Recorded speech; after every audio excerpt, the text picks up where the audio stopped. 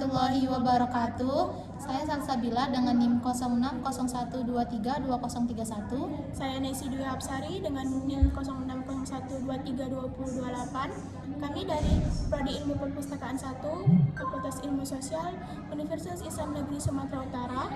Dan kami dari kelompok 8 yang akan membawakan materi yang berjudul tentang tasawuf amali.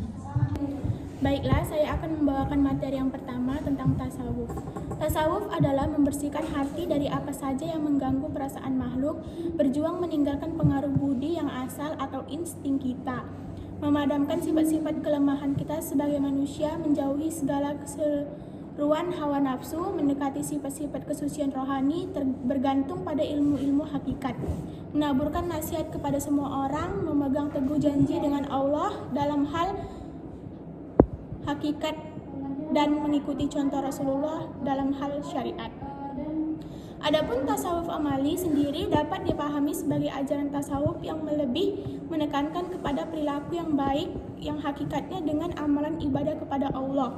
Di dalamnya ditekankan tentang bagaimana melakukan hubungan dengan Allah melalui zikir atau wirid yang terstruktur dengan harapan memperoleh.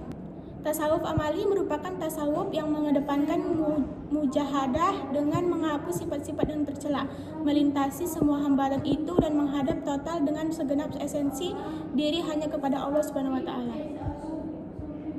Dengan demikian, tasawuf amali merupakan suatu ajaran dalam tasawuf yang lebih menekankan amalan-amalan rohaniyah dibandingkan teori. Yang mana dalam tasawuf amali tersebut mempunyai tujuan yang sama, yaitu mendekatkan diri kepada Allah Subhanahu wa taala dengan menghapuskan segala sifat yang tercela serta menghadap sepenuhnya kepada Allah Subhanahu wa taala dengan berbagai amaliyah atau yang dilakukan seperti memperbanyak wirid serta alamiah-alamiah lainnya.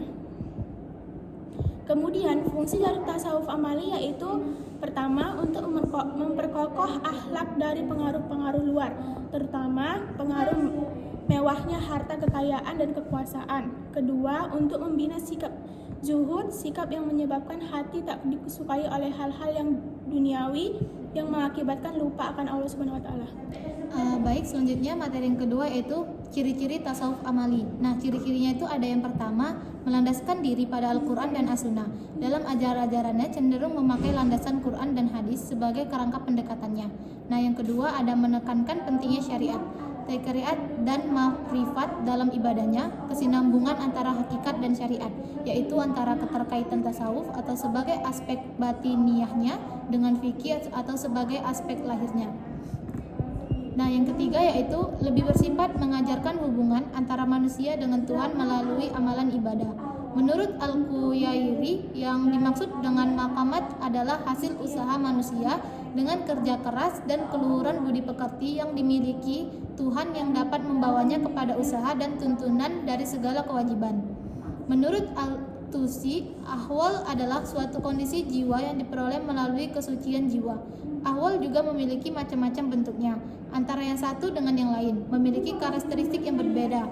Misalnya, muraqabah memiliki makna yang sama dengan istilah ihsan, yaitu keyakinan yang mendalam bahwa Allah terus-menerus mengamati sejarah aktivitas, baik lahir maupun batin. Terus ada Zunnun al-Mihri adalah seorang tasawuf pertama yang memberikan tafsiran-tafsiran terhadap isyarat-isyarat tasawuf. Ia juga orang pertama yang berbicara tentang maqamat dan ahwal. Orang pertama yang memberikan definisi tentang tauhid dengan pengertian yang bercorak sufistik. Pandangan al-marifat menurut Zunnul al-Misri adalah al-marifat terhadap keesaan Allah yang khusus dimiliki para wali Allah.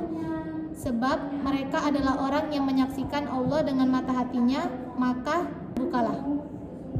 Baik, sekian penjelasan dari kelompok kami. Lebih dan kurang kami mohon maaf. Kepada Allah kami mohon ampun. Wabillahi taufiq wal hidayah. Wassalamualaikum warahmatullahi wabarakatuh.